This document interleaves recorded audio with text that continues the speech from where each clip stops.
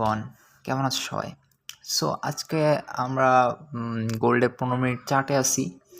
So আমি সকালে ঘুম থেকে ওঠার পর একটি ট্রেড প্ল্যান করি। সো আমাদের ট্রেড এখন অলমোস্ট $441 আমাদের প্রফিট দেখাচ্ছে। সো আমরা এটা একটু ব্রেকডাউন করি যে কীভাবে কেন আমরা ট্রেডটা প্ল্যান করছি এখানে। So first of all, this is a strong support area, previously resistance area ছিল, এখন যেটা ব্রেক হয়ে এখন সাপোর্ট হিসেবে কাজ করতেছে। অ্যান্ড মার্কেট এইখানে আসার পর বারবার রিজেকশন খাচ্ছে।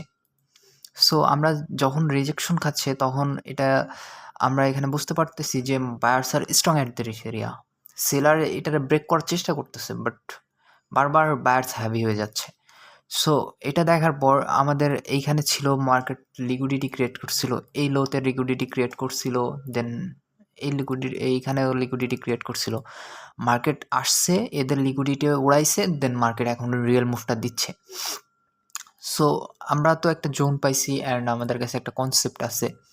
সো আমরা কি দেখে এখান থেকে ট্রেডটা প্ল্যান করছি?